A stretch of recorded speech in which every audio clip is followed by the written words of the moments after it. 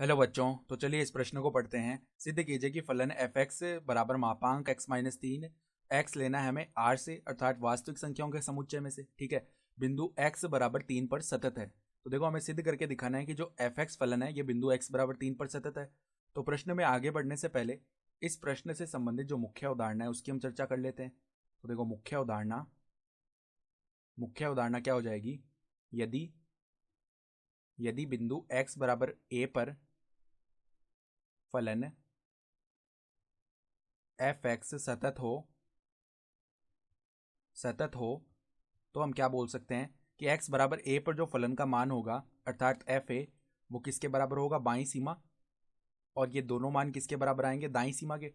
अगर इस शर्त का पालन हो रहा है तो एफ एक्स फलन जो है x बराबर a बिंदु पर सतत हो जाएगा। ठीक है, तो देखो सबसे पहले हमें एफ एक्स जो है मापांक के रूप में दिया हुआ है। तो हम देखो सबसे पहले इसको परिभाषित कर लेते हैं। तो एफ एक्स क्या दिया हुआ है, मापांक x माइनस तीन, जहाँ पे x लेना है हमें वास्तविक संख्याओं में से। ठीक है, तो अब देखो, हम मापांक का जो बिंदु है, क्रांतिक बिंदु, वो निकालेंगे। तो यहाँ पर x माइनस तीन लिखा हुआ है मापांक के अंदर।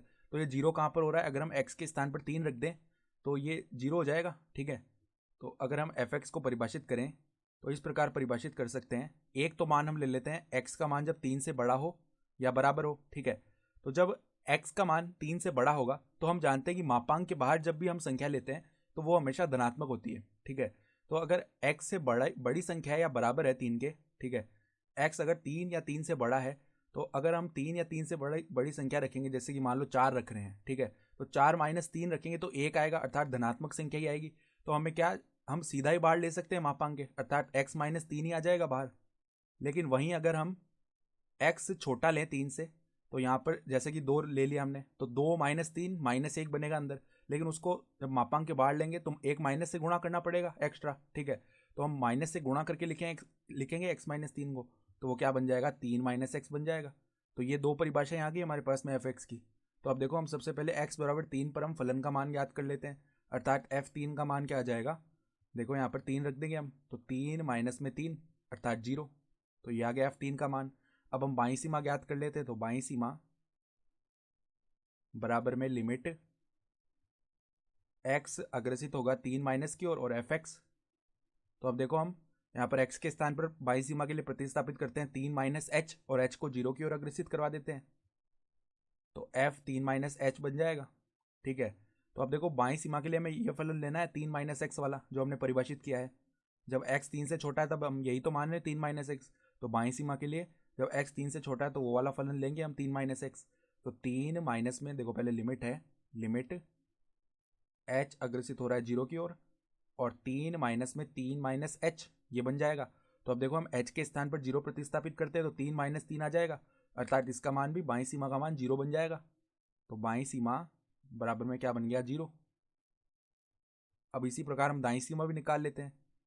तो दाईं सीमा बराबर में लिमिट x अग्रसित होगा तीन प्लस की ओर, और यहाँ पे एफ एक्स आ जाएगा। तो अब देखो, दाईं सीमा के लिए हम x को प्रतिस्थापित कर दे तीन प्लस एच से। ठीक है, और h को अग्रसित करवा देते हैं जीरो की ओर। तो लिमिट h अग्रसित होगा जीरो की ओर, f तीन प्लस एच बन जाएगा। तो अब देखो, यहाँ पर हम तीन प्लस एच रख लेते हैं किस फलन में, जब x बड़ा हो या बराबर हो तीन के, तो x माइनस तीन लेना है हमें। तो यहाँ पर देखो, x के स्थान पर तीन प्लस एच रख लेते हैं। तो लिमिट h अग्रसित होगा जीरो की ओर, तो तीन प्लस एच, और क्या है, माइनस में तीन है, एक्स माइनस तीन। तो तीन प्लस एच माइनस में तीन हो जाएगा, तो तीन से तीन जीरो हो गया, और एच को जीरो की ओर अग्रसित करवाएंगे तो ये जीरो ही बन जाएगा मान। तो स्पष्ट रूप से हम क्या देख पा रहे हैं, स्पष्टतः एफ तीन का जो मान है वो किसके बराबर आ रहा है, बाईं सीमा के, और ये दोनों मान किसके बराबर आ रहे हैं, दाईं सीमा के, और ये तीनों के तीनों मान किसके बराबर आ रहे हैं, जीरो के। अतः हम क्या कह सकते हैं, अतः बिंदु x बराबर तीन पर एफ एक्स सतत है, एफ एक्स सतत है, और यही हमें दर्शाना भी था। तो इस प्रकार हमने दर्शा दिया। तो आशा करता हूं कि आपको यह प्रश्न समझ में आया होगा। धन्यवाद।